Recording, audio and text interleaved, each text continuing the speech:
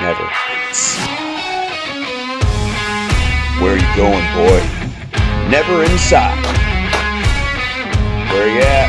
Never inside. Inside. The never inside theory.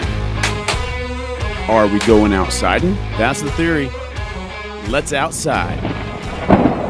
Outside ain't easy. The PBros are back.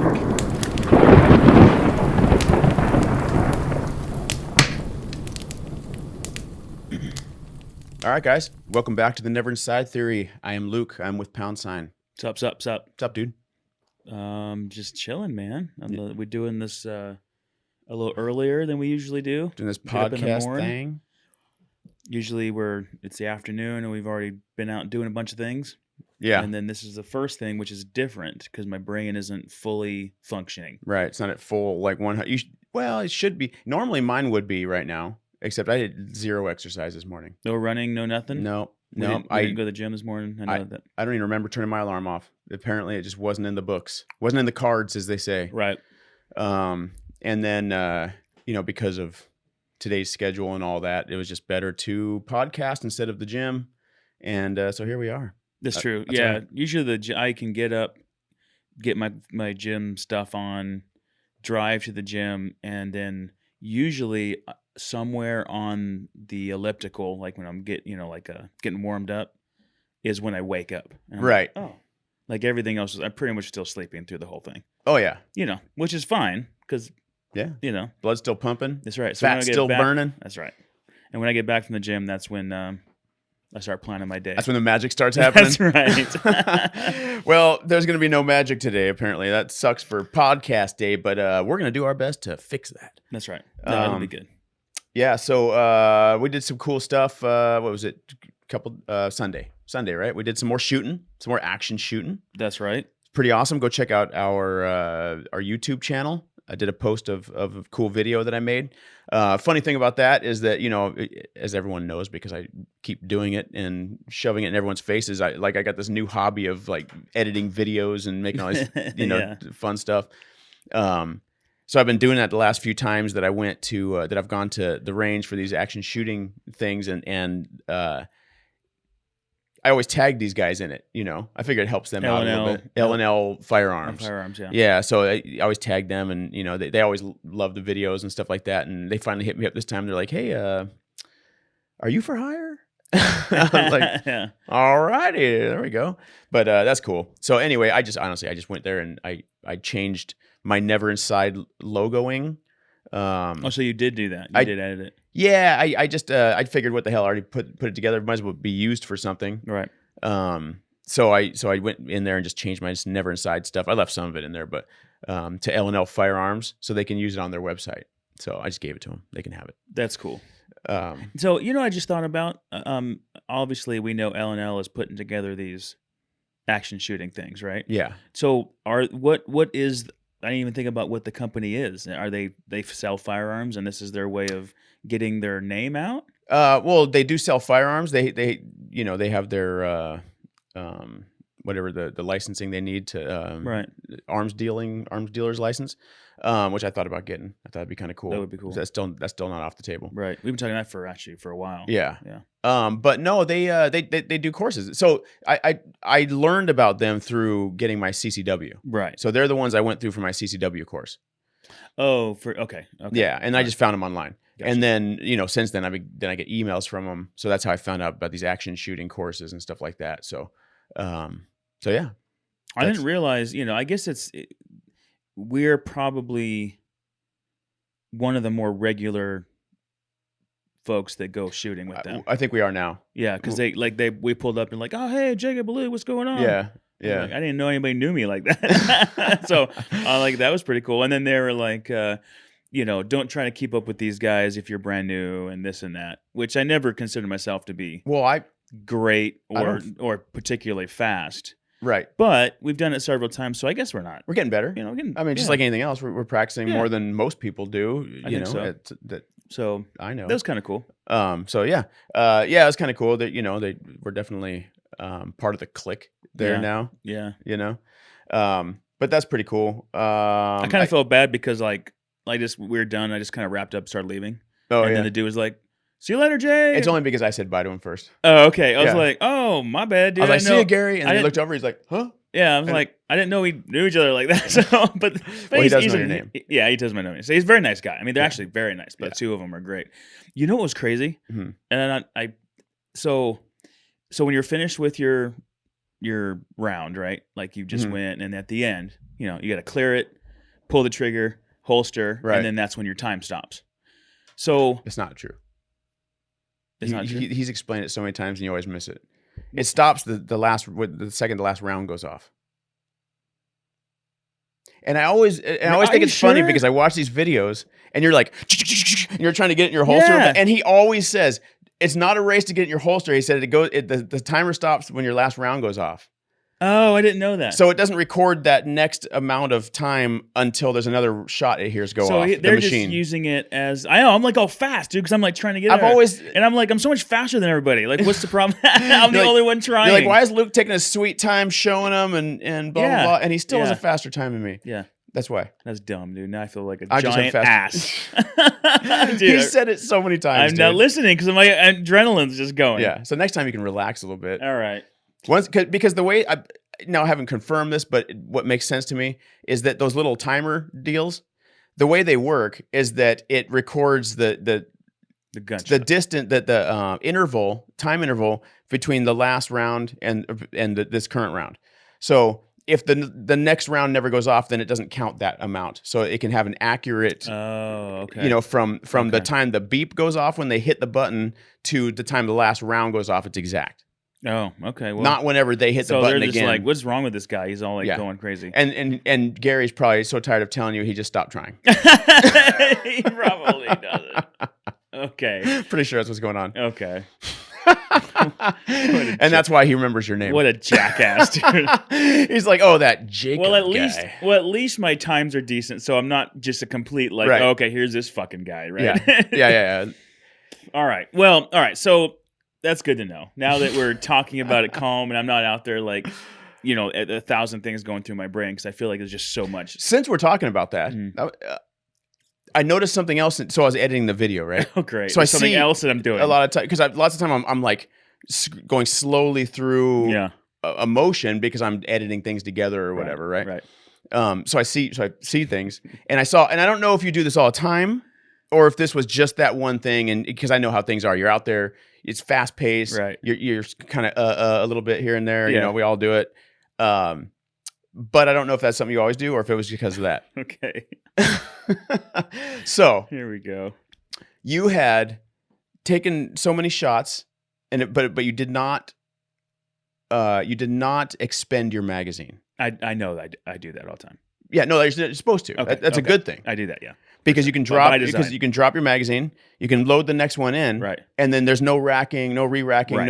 okay. 100%. So in said video that I was editing, I You- racked it again. yes. Did you see it? Yeah. Yeah, I know what you're talking about. I'm like, well, I don't know why I did that. Yeah, I was just like, I get so You amped. dropped it, you And put then- the new magazine in, and then I racked and then it. you racked it, and Yeah. I was like, well, that kind of defeated the purpose. Yeah, no. But I will say that like 90% of the time, I don't do that.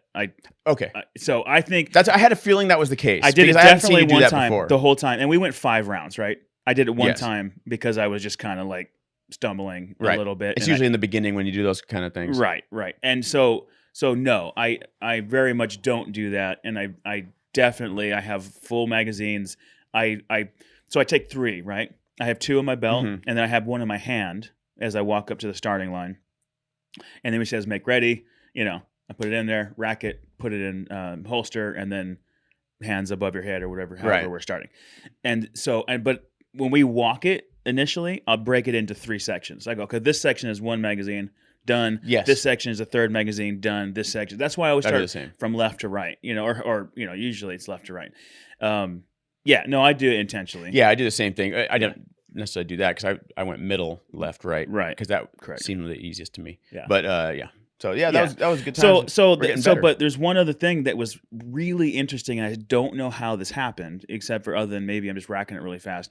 So you finish, clear it, right? Magazine's out. You rack it a few times and make sure there aren't any rounds in there. Pull the trigger, Yeah, they're watching you do that, Mhm. pull the trigger and holster it, and then they let you be done. The next time I went up, there was a round. There was one in the hole.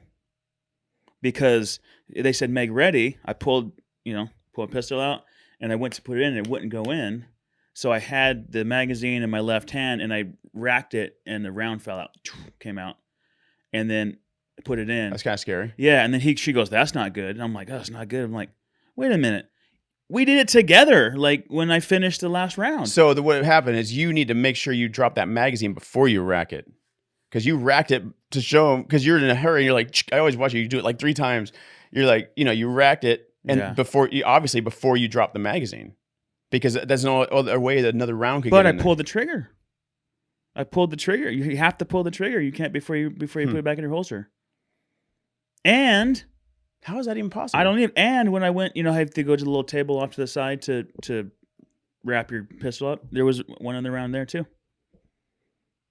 I have no idea how that happens. Like once it's in my holster, that literally makes no sense. I know. Once it's in my holster, I don't touch it, right? Because you can't. You're not supposed to touch it. And then I'm filling a magazine. Well, it just goes to show you why you're not supposed to touch it, huh? Well, for sure, which is fine. Thank God we all practice good safety, no finger good on range the trigger. safety. Yeah, right. Always point downhill. All of the things. You might want to. Next time we go to the range, we need to go through those scenarios and inspect.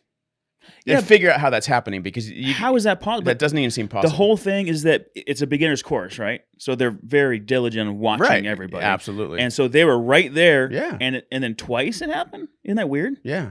We should go back and look through those videos and see if we can. I mean, I'm usually behind you, right? But maybe we can. So obviously, if you have 10 safety measures and then one of them you don't do, the other 9, make sure you're not going to. Well, that's exactly it. That's why no one's shot right now, right? Exactly. Because we follow all the safety measures. Exactly. Exactly. Yeah. So, anyways, I was like, I didn't want to say anything there because I was a little embarrassed. I was like, oh, that sucks. So something I didn't do or did wrong. Like, how is this possible? But I was like, I'm standing right there with these guys. Like, how did we miss it? Yeah, it doesn't make any sense that it's even possible. So, anyways, speaking of that, since we're here and we're talking about it, let's go ahead and show that said video. What do you think? Oh yeah, absolutely. Let me find it real quick here. You can feel free to fill in while I'm doing that. Yeah, I feel like I'm getting pretty good. Like I'm getting better at it. You know what I mean? The editing and stuff. No, the shooting. Oh yeah, for sure. Oh, absolutely. We haven't done it that many times. Dude, the scores were good. I mean, I make some silly mistakes. Just because I'm I get just really amped up, and I missed the one prior. So if I were to go every time, I usually get more and more comfortable. But it's fun. It's definitely a good time. Yeah. And you know what else that is? I don't typically line up my iron sights. Like I kind of point the gun in the direction. I think right? that's except for when they use the clay pigeons as a switch device, right? So you have the pendulum that's going back and forth. The target's pulled to one side. It's weighted, but it's pulled to one side. Little paracord or something connected to a clay pigeon. Other side, anchored somewhere. Right. And then usually a cord to keep it flat towards you. That I take a couple seconds and line up because you got to hit that. Right. It's a very small target. Yeah. Right? Whereas on the other ones, you can get A, C, and D, or. And your brain works a weird way where you can actually keep getting better at shooting that way. Right. It's just that muscle memory will put it in the same spot every time. Which I feel like, let's face it, if the home invasion or something, that's what you're not going to be. You're pointing it. Well, if you get to the point where you're actually pulling a trigger, right? Having a weapon and having defense, hopefully at that point, if it gets even to that point, then people are running. You'd hope. But if you actually have to pull the trigger, I mean, I don't see me lining up everything. Just kind of pointing in the direction. Yeah, I don't either. So, anyways, all right, here we go, guys.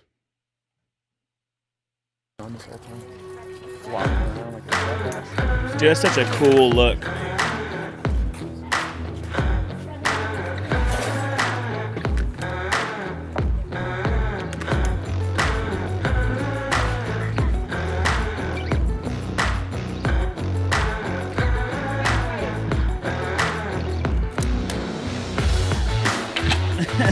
Super dramatic. You like that? Yeah.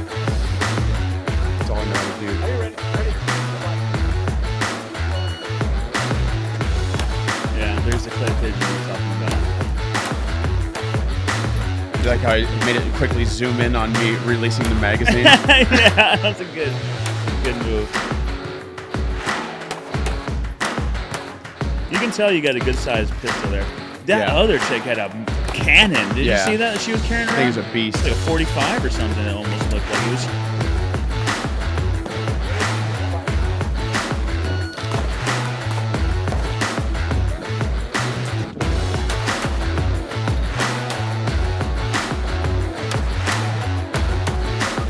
It says gun in big letters. Right. Appropriate. So you like how there was only one camera, but there's so many different camera angles. So many different camera angles. And then Matt, this is the best part. Yeah, yeah, dude, I'm getting good. So I did all the different angles of multiple shots, multiple runs, and then edit them together just like they would with a TV show or something. Yeah, dude, that's cool. That's a cool shot up there. That's why they want the video for their website. Right, for sure. Oh, here goes Matt. Like, yeah, motherfucker, it's in my pocket. That's right, it's in my pocket. I'm all happy. I remember he was smiling. And then he does the Jesus The Jesus. from the Big Lebowski. Yep. He had a cool gun too. Yeah, he's got a dope Glock. Yeah. Corded slide. Yeah. Good looking. I have a feeling next time I see him, it'll look like mine. Yeah. Red dot, freaking Was he digging it? Magwell. I mean, I'm sure just for himself, you know, because he's, you know, you could tell like Matt's good at this kind of stuff. You know, Oh, yeah, some for practice, sure. he'll just like us, you know, he'll keep getting better. That's cool, dude. Yeah, Yeah. no, that was good. That was a good video. Yeah, it was fun. Yeah, good times. But yeah, so that was fun. So today, I wanted to try something new, something exciting. Okay. It's Yep. exciting and new. Right. I want to do shotgun topics. Okay. No pun intended. Now, I'm trying to act super surprised about this, but it wouldn't work unless I had known before the podcast. Right, and you had some topics to do shotguns with. top. So I'm like, yeah, what is it? What is the news? Well, luckily we can be surprised about the news still. Okay, that's right, because we don't know what my topics are, and I don't know what your topics are. Yeah. Um, So obviously we'll stick with them as long as necessary. But let's start with you today. you want me to do that? Okay. All right, ready, go. Okay, so I found a really cool walking stick that, there's several. It looks like there's a couple different companies that do this, but there's these sections. It's made of like an alloy, like a metal alloy, and there are these sections. So they're about 10-inch sections, and they all screw together so that it's a hollow type tube, and they all have threading and then receiver, and they Okay. spread in, and then you can make a however tall walking stick that you Mhm. want, right? It's a fairly light, maybe an aluminum or something like that. And then they get the different sections do different things. Like one section is a knife. So it'll be the tube, which you get as a handle, and then there's like a knife sticking out the back of it. Right. And then one is like a little a spear type thing. So like if you're spear fishing, you see a fish in the lake, you could have it and then like spear him that way. Another section had a blade that would kind of move to like a 45-degree angle, and you could use it because I have a sickle type of a thing. And then another section was the bottom part of it, so it had like a tungsten tip on the end, so you That's could pretty break cool. stuff with it. And then a fishing pole. A section was a little fishing pole, so you took it out in a telescoping fishing pole, right? And then Wow. he telescopes back in, and then it's part of your walking stick. I'm That's- like, that's super cool. It's pretty cool. I've seen those before. I haven't dug too deep into them. Have you looked at? I like, so when we were coming up with the shotgun stuff, I was like kind Right. of looking through, just get some ideas. I'm like, well, that's a cool thing to talk about. And so I just really Okay. fairly recently considered it, and I imagine that there's different companies, like several different ones. So I want to go do a little research. Does it appear that these are separate accessories Or does it all come as one package and you just pick which ones you're bringing with you that time? So from this particular one, it looks like a package, right? Okay. It comes with a couple different blades. It comes with a tungsten bottom for hiking or kind of breaking things. It comes with a rubber end, so you can hike with it, kind of a more rubber, more grip on it or what have you. The top handle has a paracord around it, so it's your grip. That's pretty cool. So it's super cool. But I looked at one and then I looked at another one. It was called something different. Like this is the Unbreakable. And then, but when I saw it the first time, they called it the MK204. So maybe that's a model of that. I hadn't gotten much further into it. I was like, that's pretty cool. I'm going to look more into that. Yeah. Those things look pretty cool. It would depend on what application you're using it for. Because, for sure, I don't see taking that thing like backpacking. Well, it's probably pretty heavy with all those things on there. You know what I mean? But if it's not something you're carrying per se, I guess you're lifting it up and then, well, that's the thing. Is like I like trekking poles. Right. I like 2 of them. We're going up and down, climbing and stuff. They're really nice and they're super light. I use it. I think my tent uses it, the current one that I have also, and all those things.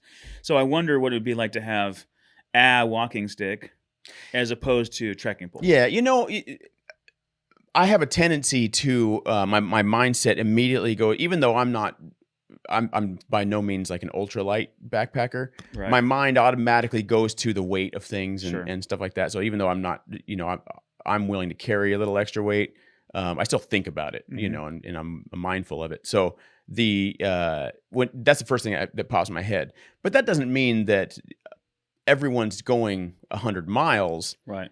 Even when they go backpacking, we may go on one of these overnighter trips or 2 nights and we're just going out 5 miles, and something like that would be awesome to bring along. And how much fun could you have with it when you get there and building stuff and just, I mean, if you were to have survival in general, I bet I could see, so like one of them had a big tungsten rod, or not a tungsten, but a fire starter, rod it had on there. So if you could combine a bunch of different things, like a larger knife, which you're going to maybe carry anyways, and then your fishing pole, a larger knife, some kind of maybe a blade sharpener, a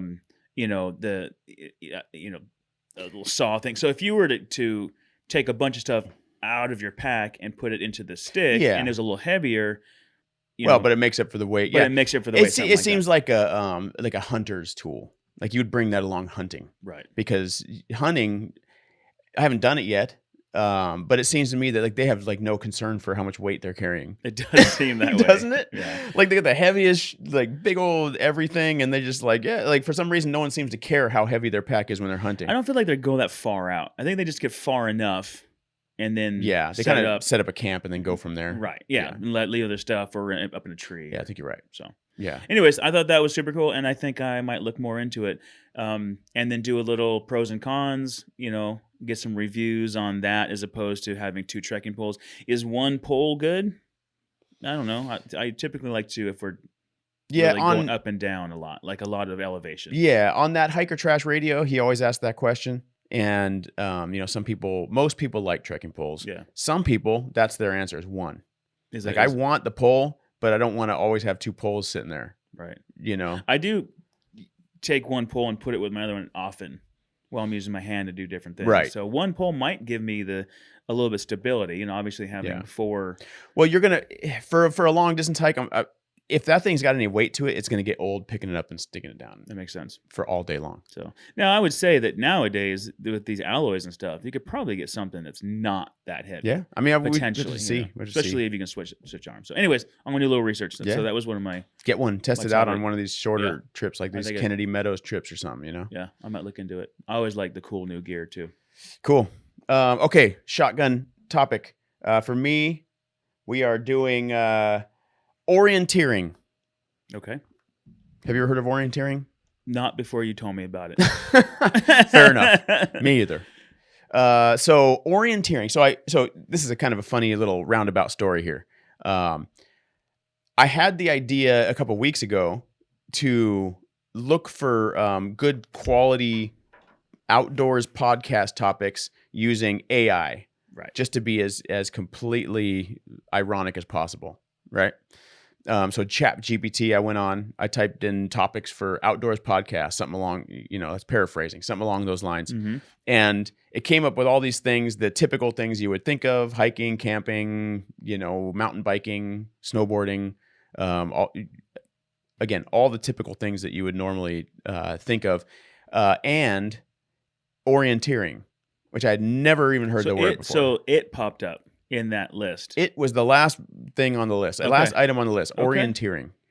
And orienteering sounds like the most boring topic to do research on that you possibly could. Right. And the little bits of research that I have done have been really boring. Okay. Okay. So we're talking about it. So we're talking about it. So way to come up with an interesting topic. Yeah, I know. So that being said, it's something I really want to do. Okay. Because it doesn't sound boring. It's just boring to talk about. Okay. Okay. So what it is, it's like a race, like an amazing race style race. Through it's typically a forest or some kind of landscape that's not in a city, but I'm guessing maybe you could do it in a city. But so you have a map and a compass, and you have checkpoints that you need to go find with said map and compass, but it's a race. And you're not using, so there's a geo tracking similar to that where you're trying to find these coordinates, but that's using an electronic. Yes, GPS is forbidden GPS. Okay. in All right, orienteering. That's where I'm going with that. So to a certain level, I did read that high level orienteers will bring their GPS, but they won't use it, but they'll bring it with them so that they can go back and analyze their oh, okay. So run. they're just tracking their run. Just so they can analyze it later on. It records it, but they're not using it to position themselves. Correct. Right? Okay, that's cool. I like that. So that'd be disqualified if they did. Makes sense. So it sounds pretty cool. Kind of going back to my roots, my Marine Corps roots, map reading stuff we learned in boot camp and Marine combat training and stuff. And I've never used it since then. Not really never. I've read some maps out in the woods, and it's actually helped me out figure out exactly where I'm at, but or at least the general location. But I think it'd be a lot of fun to dial in learning how to use maps for one thing. And you're doing it under a little bit of pressure, right? Because it's timed. So it's a race. Yeah. Yeah.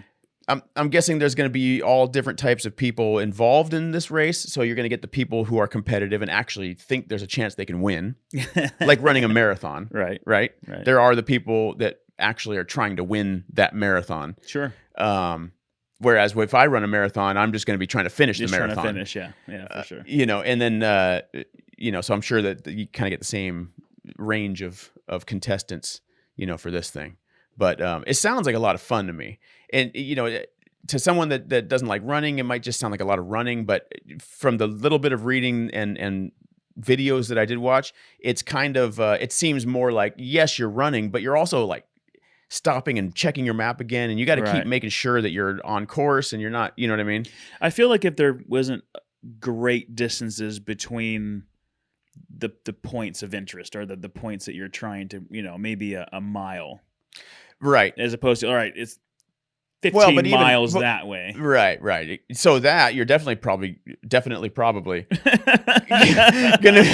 gonna be stopping more often to make sure, because you get off course going 15 miles. So you could get way off course just by going a little, like 1 degree. You know what I mean? So I just thought that they're probably not using. They're probably going a little bit less defined pathways and more. It's not supposed to be defined pathways. Okay, so it's just an open wilderness forest type situation. That's what's so cool about it. So I'm thinking you're just following a path. And no, you get to a map. You're like, okay, when you get to the arrow that says go this way or go that way, right? As opposed to you're like, no, you actually. That's what sounds so cool to me about it. Right. You're not just following a trail. You're going through the woods or whatever the landscape may be and in the direction, looking at the path. Okay, well, there's a mountain right here, so I'm gonna have to go around this mountain. Okay, that actually brings a little more interest to it. I think. Yeah. Cool. And then not only that, I found I came across real briefly in a little article that they talked about multi-day ones. That So you sounds have cool. to So you're camp. out there camping, you're hiking, you're camping, you're navigating, you're Maybe try to get as far as you can during daylight. Yeah, exactly. Right. It's like a like a full on mission. That sounds really cool to me. But they said that they don't typically call that orienteering. It's called something else if you're looking for those longer Okay, so they're- multi-day ones. Okay, but so they it- they didn't say what they're called. So and they didn't want to, I'm sure I can do some research and figure it out. Yeah. Okay, so just a 1 day thing. So you're just carrying a maybe a day bag, a day pack that's got water, Yeah. some snacks, something maybe. In So it. my understanding, I mean, so they have everything from like a couple miles total to Okay. multi-day, Right. 20 miles, whatever. Right. So I'm guessing these shorter ones, which is probably, if you go do one with me, we'll probably start off with one of the shorter ones. Yeah. You're just bringing a Camelback maybe for some water. Right. But all you have is a compass and a map. Gotcha. Like literally that's it. Yeah. You may have I may have my Stizzy pen. chest rig, AKA fanny pack on my chest. Yeah. Right. But something along those lines. Yeah. So, yeah. That'd be fun. So Matt wants to go do it. That we went shooting with. He's interested, so we're gonna check it out. And I sent an email to, I think it's called Orienteering San Diego or something like that. .com. I haven't heard back, but it was just yesterday that I sent it. So I'm trying to get someone from that club, that organization, to come and tell us more about it. Maybe he can make it sound exciting. It sounds exciting to me, but the topic to talk about is he just might terrible. have cool stories and Yeah. different situations that people have gotten into, and then more specifics. Yeah, that'd be fun. Yeah. So I thought that was cool to talk about. Right. Shotgun topic. Go. On. Okay. Let me get my shotgun topic list. I didn't warn you.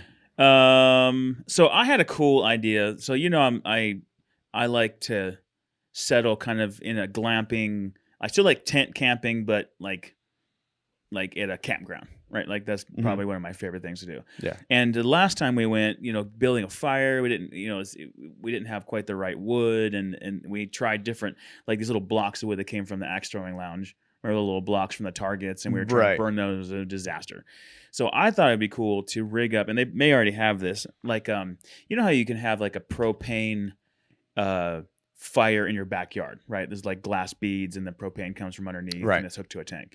Some kind of a little like that. I'm trying to think of what that part would be called, that the actual gas escapes out of the little holes, and then you light it, right? There's like a little burner. Orifices. Orifices? The holes? Yeah. The holes are called orifices. Okay, so the multi orifices on the little, it's like a couple of pipes that are kind of spaced together. Yeah.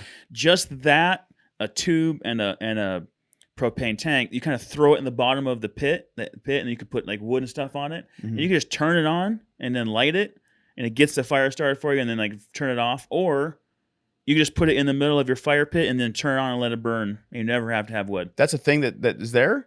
No, I just made it up. I just invented that shit. But I'm saying is, it seems so obvious that I'm sure it's out there. If not, dude, then there you go. I mean, how cool is that? Never inside fucking fire starters. Instant fire. Propane fires. Yeah, but you have it in such a way that it's just, you throw it into the fire pit. So it's still a fire pit, right? Mm-hmm. And then you just run, and then you could put wood on top of it, or you just burn that.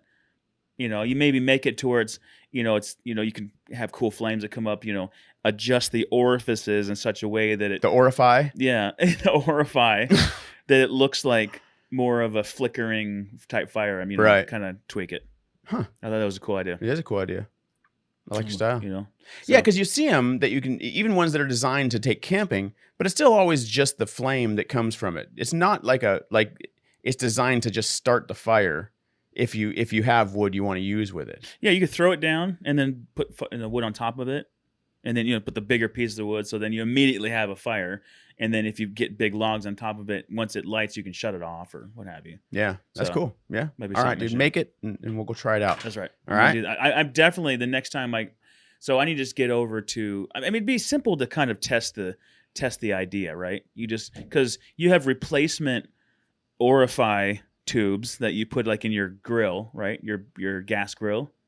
Yes. Just grab one of those replacement ones and then run a hose to it and then just throw it in there. Like, as a proof of concept. I mean, it sounds easy enough. I'm sure there's something I'm missing. I mean, Maybe, Anyways, I thought it was cool. So there it is. that, I mean, as long as you just buy like a little regulator thing that goes with it, I guess, Yeah. I'm sure I do a little research other than just light it and see what happens. Yeah. Interesting. Yeah. All right. Let us know how that happens. Yeah. How that works out. If you're alive to tell the story. That's right. All right. Shotgun topic. Man teaches daughter how to gut fish and causes controversy on Reddit. Well, are we surprised that there's controversy on anything on anymore? anything, much less Reddit? That's right. Okay. So I briefly read through this story, and here's the gist. We don't need the deets. Right. All right.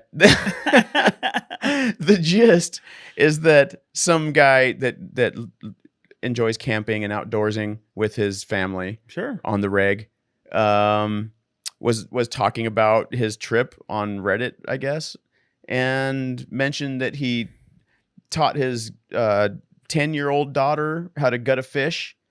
sounds like about a good age to start, right? And he said that she said it was disgusting, but he made her do it.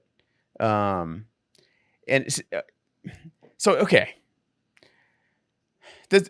First off, it's just nature, right? You're gonna, dude.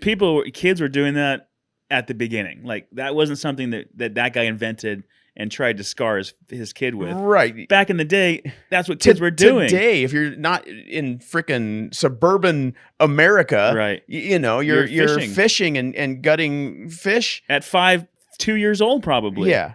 Yeah. It's ridiculous. It is. It's silly. For it to be a problem is ridiculous. The silly thing is that there are enough people that found that to be a problem to where it made to be an article right somewhere. Now, granted, there's probably some bullshit thing that's just looking for an article to write. Right. That like stirring up controversy. Couldn't find anything else. They're trying to get people to talk about it and stuff. Here we are. Yeah. What a bunch of jackasses to talk about it. Yeah. But no, I mean, come on. I don't care how young you are. Now, I can see where maybe somewhere in there someone was like, oh, you made her do it. You know what? I make my daughter frickin' go to the bathroom when she has to go potty before she pees herself. Yeah. You know what I mean? It's like you got to make your kids do what you expect them to do. That's if you live in Africa and you fish to eat and you have to make your kid gut the fish so that the kid can eat. No one's going to get mad at you for making the kid gut the fish. Well, because they do it every day, it's a normal every part meal, of life and nature. Right. It's like opening the pack of hot dogs. That's them gutting a fish is the same as us opening a package of, pre-made meat to throw in the stove. Right. But the idea that this is going to, give this child a terrible upbringing because now they've been forced to gut a fish. It's like, well, guess what? Welcome to life. How many uncomfortable things are going to be forced to do as the years go on? Well, we talked about when we had Mike on Velarde, right? Because he's a butcher. Yeah. Talking about people don't want to hear about how cows are butchered; they just want their steak on the table. Right. And when you start talking about people have problems with is it humane and these things, it happens. It has to happen. It has to. There's no getting around it. Right. It is what it is. Sorry, there, people. It's funny because angry people. So when we go fishing, two things that I find funny about as much as we like going camping and fishing and all these things. So we catch fish, and then we put them on the side of the river and let them die alone. Right? We don't like to watch them die. Because that's mean. Because that's mean. So that's the thing. We let them die. And then when they're dead, then we'll go and gut them. But then we get great pleasure out of ripping the bottom jaw off of these fish. Right. We stick in there and just rip the whole bottom of the head off. Just pull their guts and out we do it. And we do it to each other and say, and we get like this great thrill of like the craziness of ripping the jaw off. Yeah. Because all the guts come with it. Yeah. Yeah, that's normal, right? I don't know. I don't know. I think it might be something. It might be kind of asshole-ish. Yeah. So hopefully the guy to this daughter wasn't like, here you go. You just grab its jaw and rip it off like Terminator. You know what I'm saying? Or Alien. We'll have to demonstrate that in a video one of these days. Yeah. So people know what we're talking about. Hopefully he, maybe he did the knife up the keister method right. of gutting the fish. That's the typical. Yeah, Yeah, run it up from the bottom. that's up. way better. Alive. Alive. It has to still be alive though. Dude, I still can't watch people cook live lobster. I mean, they're just dismantling this poor animal as it's moving around and throwing it in boiling water, and they're just ripping the heads off and the tails off and these things. Do you know how to, dude? When I was in, did I talk about this on the podcast? No, I know what you've told me. It's in cool. Catalina. Yeah. These guys we bought these. That's another good story. Well, that's our story. We bought these lobsters from these guys that just came off the boat in Catalina, and they showed us how to. They were alive. They showed us how to cook them on a barbecue. So they just said you grab them by their head and by their tail, and you just rip them in half. You just twist, pull. They're alive. Still moving around. Still moving. You just twist and pull. Right. And then you grab, they have these big, long little horns, the antennas. Yeah.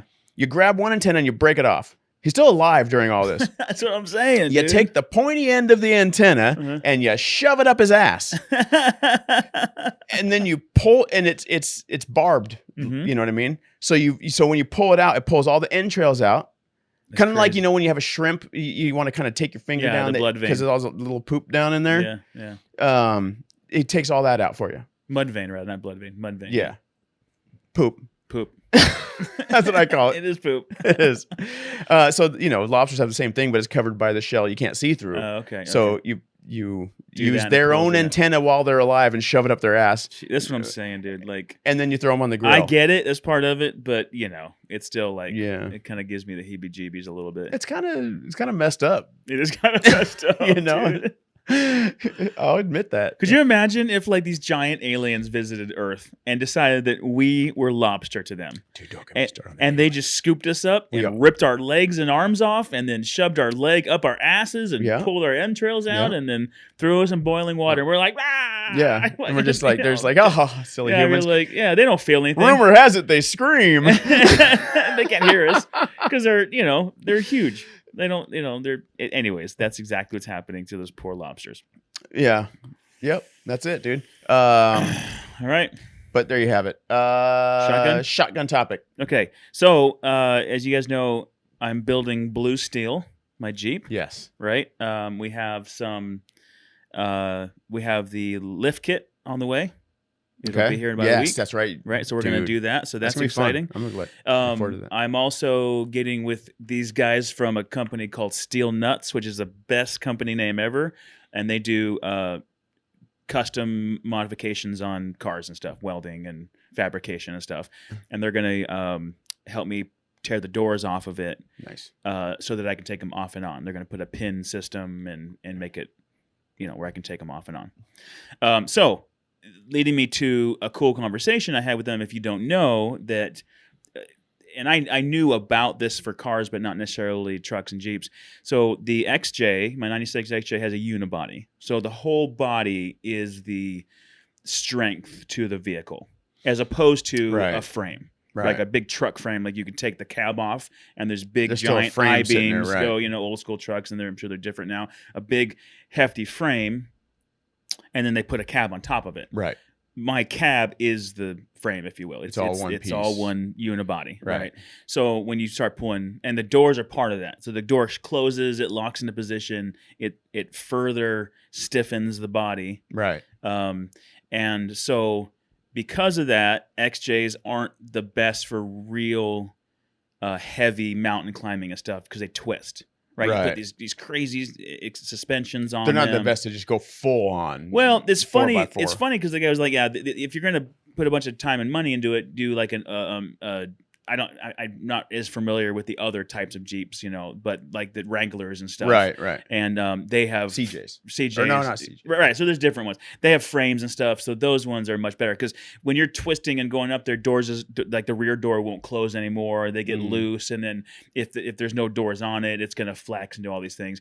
And there's you can weld these stiffeners on the bottom of it to give it more of a frame type situation. Keep it from twisting it up. So it's not the best. Now, I considered that a lot, And what I'm finding is that I like my Jeep to just, I'm going to do like rock climbing. I mean, it'd be fun to do, but it's You're not trying to rock crawl. Right. I'm not rock crawling with this. Right. I just want something, because I put I have the thing on top, the rack on top, where I can put a rack in there. I have, bar lights on the front and back. All of that's, working. It's cool. It's more of just a camping, a little bit of an overlanding, multi-purpose vehicle. Yeah. So I decided, all Which right, is it's going to be freaking cool. And tearing the doors off is something I've always just thought was a really cool look. So, I'm going to spend a bunch of money I shouldn't, just so it looks cool. You know what, dude? If it makes you happy, It makes me happy. That's all that dude. matters. So we're going to pull the doors off there. We're going to lift it up a little bit, get some wheel spacers so the wheels kind of stick out a little bit, make it look a little more, of a cool stance, and just have some fun. Hell yeah, dude. So if depending on what you want to do, consider unibody as opposed to having a frame. That's the moral of the story. Yeah. So if you want to just do a little overlanding like you do, I think it's going to work. Oh yeah. The last thing to that is that with all of that said, I have watched some crazy fun videos of these XJs just coming up these mountains wide open, just like hitting berms and flying and crashing and bouncing around and just wasn't that on like Dirt Drive where we were seeing that the one like their social media or something like that? Yeah, dude, and just beating the bejesus out of these things, and they're just all bent and twisted, and they're just having a great time with them.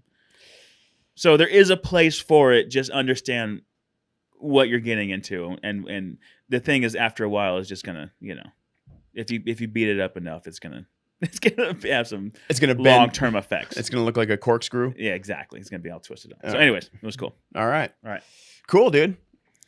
All right, shotgun topic. Conjuring House in Rhode Island launches overnight ghost/camping. That's what I want to do for outdoorsy paranormal lovers. Dude, that sounds fun. Have you seen The Conjuring? I think so. Isn't there several? Funny thing is, I can't remember it either. Are there several of them? Conjuring? I don't know. Like Conjuring 2. There's gonna be some Conjuring fan out there that's gonna just be like, blasphemer. Yeah. I am familiar. I couldn't tell you. Doesn't matter. Really. Does it really matter? Does it really matter? No. What matters is it's a haunted. It's the spot that The Conjuring was based on, and we all know it's a scary ghost movie, right? Right. Scary movie. So, regardless of the movie, I'm sure I'd watch it first, but something like that would be kind of cool.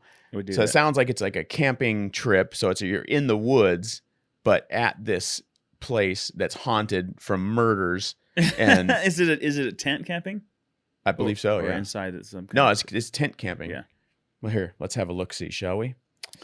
And where is it? This is in Rhode Island. Rhode Island. Burrillville, like the Burrillville, Rhode Island. Place in the United States from us. Just about. Yeah.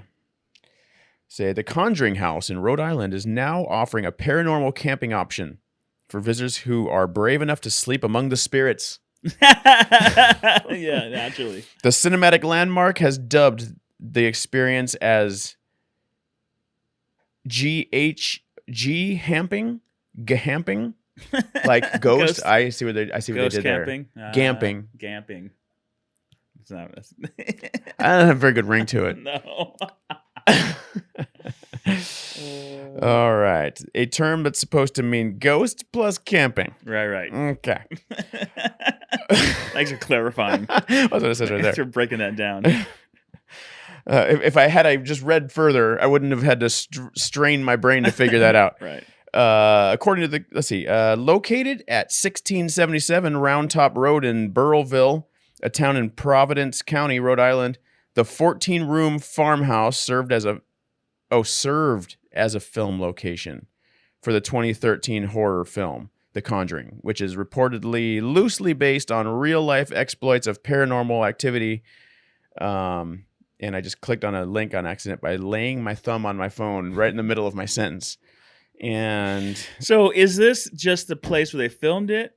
Yeah. And did they film it in an actual haunted spot, or they filmed it at a place that looks like a place that's haunted for the movie? Those are all great questions. So basically, folks that are listening and watching, when you hear shotgun, it's just quick. There's not a whole lot of depth into it. And the idea, I think, is that something is interesting, and then you're like, oh, that sounds cool, and you go do a little bit more research on it to find out the specifics. Yeah. So when we do the research in real time, it doesn't always turn out to be the story we thought it was. Right. Which is, you know what? That's our world today, anyways. It doesn't Isn't it? matter what the Yeah. what the actual story I is. mean, It's the clickbait.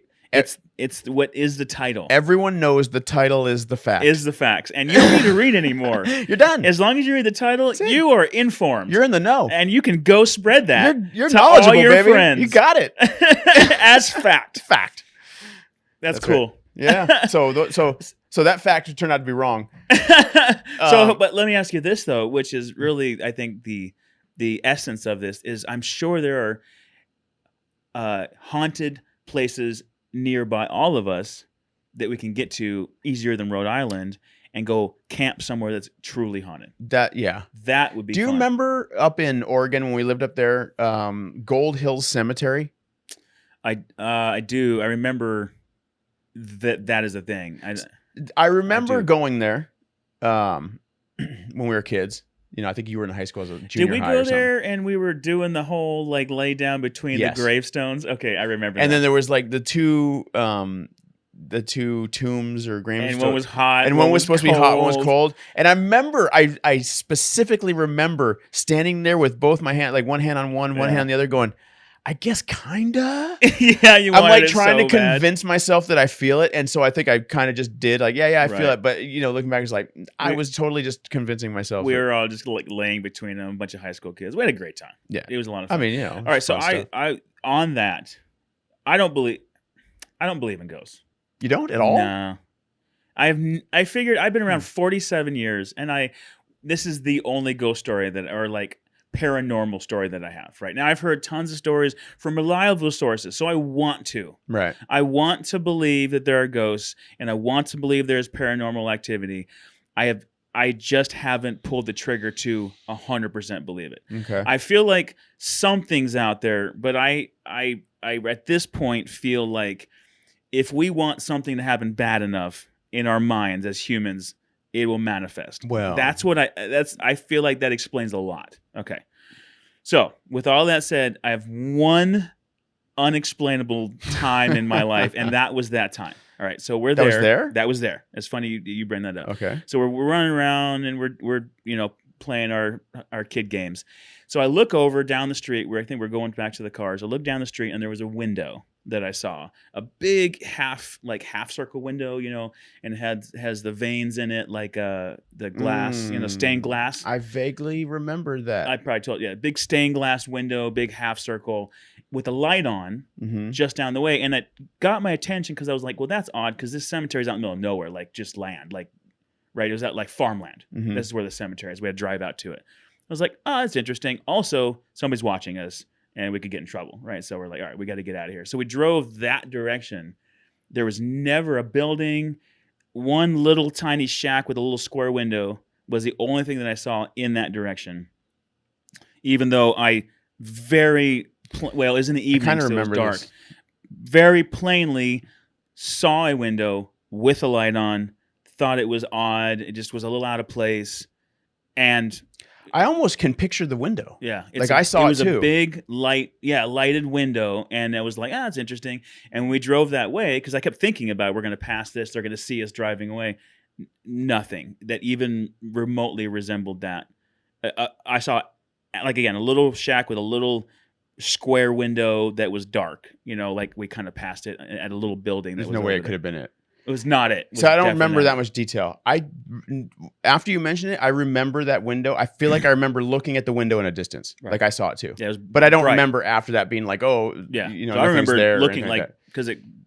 So I can't explain that. So was it a portal into another dimension or Probably. the afterlife? Probably. I'm guessing so. So that is my own experience on any kind of paranormal activity, and I also and again, if the thing is that people have told me 1,000 times about their stories, and they're convinced, and it sounds great, Right. But nobody has ever been able to like bring me to it. I forgot what I was going to say too. like and reliable sources, like Mom, right? She has experience. Well, where she's she a saw totally an reliable apparition. Sorry, Mom. Sorry, Mom. But she does watch this, She by the way. ran through a ghost, right? She saw it in Grandpa's Right, house and ran right. through it, Yeah, right? yeah. She's that. I always go back to that story too. Right. Actually. There's Crybaby Hill at every city we've ever lived in. You drive to the hill or Crybaby Bridge. You drive there. Right. You get out. You hear a baby crying. Right. So Yeah, there's one of those everywhere. And the Ghost Adventure guys, right? Like they have all these movies and shows where you watch them. Dude, there would be, I feel like, solid evidence, not like this little transistor radio that they turn into a noisemaker and it goes beep beep beep beep beep beep, and that's evidence of there's a spirit around. Well, yeah. Then it's kind of like the whole Bigfoot thing. There's a crazy blurry picture of some kind of humanoid looking thing, and everybody's got their story. So this is going to take a little bit of a tangent here. Okay. But what if there is solid evidence? It's like, the reason I say it's going to take a tangent because this alien thing that's a thing now. I don't believe in aliens either. I do. Well, now you did just tell me. But that there's it's in the thing. news. Right. Like some whistleblower guy came out who's legit and literally gave up his career to do this in the proper channels so that so no one can come after him. Right. About saying we have alien spacecraft, dude. Right. I'm very excited about that. Now, so this is a whole topic in itself. In fact, this could be a whole. Somehow we'll figure out how to get outside and into this topic so we can have it on the pod. Right. But it's an example of things that have been kept secret. That if it's real, that have been kept secret by entities that you wouldn't think it'd be possible to keep something that level a secret. Right. Who's to say that that they haven't figured out the next dimension, how to communicate with these people or whatever, and and we just don't know it yet because that could be too powerful. I think it's way more likely that there's aliens than ghosts. I do too. I believe that. I'm with you on that. Yeah. But I believe in ghosts too. I don't know why. I want to. I can't say that I've ever seen a ghost myself. I can try to think of some things, but nothing specifically stands out that I can say, no, that was unexplainable. Maybe some quick little things, but nothing that you couldn't be explained away. I mean, I'm open to it, right? I like to consider myself somebody that my mind can be changed. Like I will sit down with somebody, and let them, and I will have an open mind. Like an open mind in which I want there to be aliens. I didn't used to be like that, but I'm trying to be like that more. Yeah, as I get older, I try to open my mind because I've been sometimes I just stand my ground on something, But as I get older, you learn how much you start learning how much you just don't know. Right. Exactly. And the what you know as you get older it becomes less and less and less, especially with technology and the James Webb telescope, out in I mean, that's a whole other conversation too.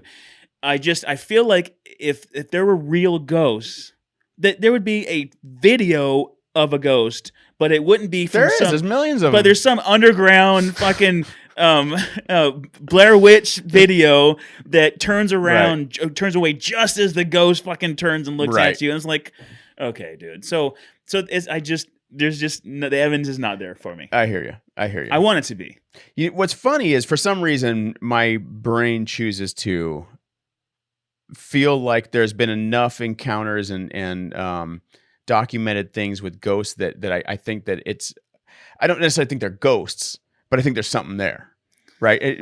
Whether it's something that has to do with the universe a part of the universe we don't understand. I mean, black holes. We're talking multiverses, right? Yes, and they kind of overlap. Like exactly. That could be a thing. So it could be literally to that level. Yeah. I think something's going on, but I think that there are spirits there, whether it's a spirit, quote unquote, or if it's just something like that happening.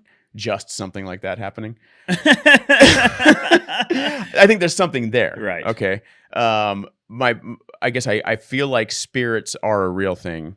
That's where my brain tends to lean toward, which is funny because I'm not really one to believe in God. Right, and that's funny that you say that because that's where also. So I've been, And that's where I get confused. I've been very religious my whole life, and I have dug into the young planet thing for a long time. I felt like the Earth is only 6,000 years old because of the Bible, this and that, and I really dug in hard. Recently, I've been kind of changing my views on that, and you know, the whole thing with outer space and all this stuff. But I feel also like if you believe in ghosts and spirits, then there is an aspect of a afterlife. Yes. And then if there's an afterlife, then there's potentially a God because Right. there's a different. You have to, you know, A whole new set of a rules. whole new set of rules, right? So now, you know, all these scientists are saying, "Oh, there's ghosts," but there's no God. There's no God. Like in the same, like, well, I feel like they Are scientists saying there's ghosts? well, no, right? Okay. The reason I don't believe in ghosts is because there's no Because scientists saying there's ghosts. Fair enough. There are scientists saying that there are aliens, but it's math, right? Really, the only aliens proof that I have right. is that the math says that there is no. Besides the one that If you believe, ones if you we don't have believe in locked up God, somewhere. if you don't believe in God, and you believe in just the Big Bang Theory and everything came from that, and the sheer size of the universe, and we came through evolution, and just, you know, all these just atoms and stuff just made humans.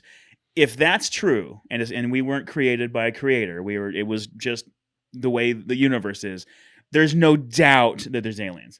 Because if it happens here, the universe is so vast, it happens somewhere else too, right? The odds are it did happen. Even though it's such a miracle, it's like the amount of when you start talking space we're infinities, talking about, right? When you start talking infinities, it's gonna happen. Right. Everything that can happen will eventually happen in infinities, Right. and that's a whole other conversation too. Infinities are cool. Well, a it cool happened. Subject. It happened already before us on our own planet.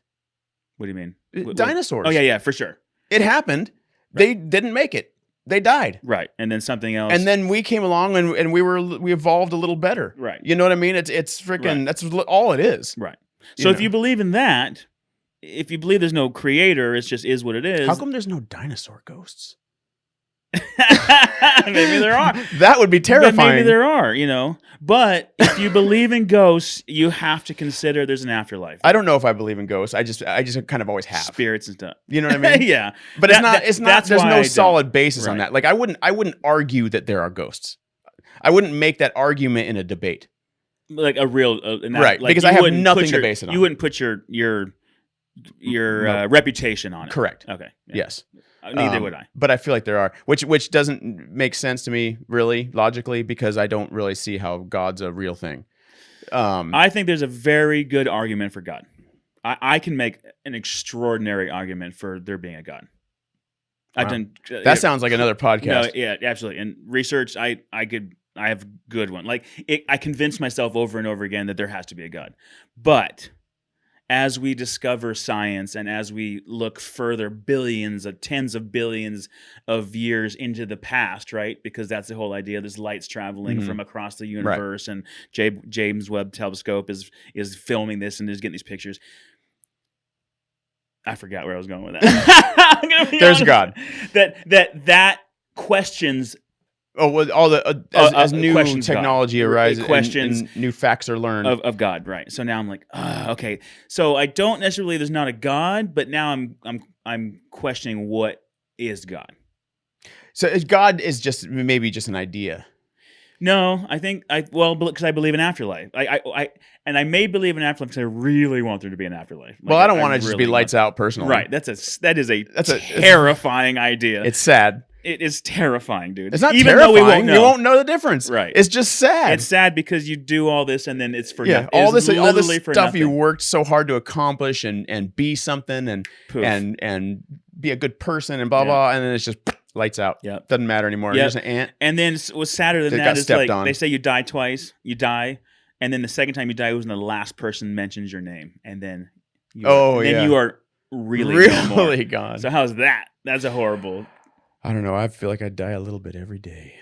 You know what's funny on that, and we should probably wrap this just up. kidding. But I'm going to We say should. this is pretty funny too. Actually, Is everybody's like you're destroying the planet, and the planet is unhealthy because of we're putting plastics and this and that. Let me get news for you. The planet's just fine. All right, the planet will be here. We're hurting ourselves. The only thing we're doing this planet is making it more difficult for us to live That's here. a great point. Okay, toxic waste. The water's being polluted. If all of that dies, the planet will still be here It'll for still be sitting another there 20 billion years, Going around the sun. just doing it planet stuff. Okay, I'm serious. It will be just fine. Well, you know what, dude? On Right? that note, So fuck everything. So do whatever the hell you want to do. That's right. You get 100 years on this planet. Make it fucking count, dude. Go outside. Let's outside. Let's outside. Thank you again to all of our outsiders. Please check out our website, neverinside.com, for all of your gear. And you can reach out to Never Inside on Facebook and at Never Inside on Instagram. Let's outside.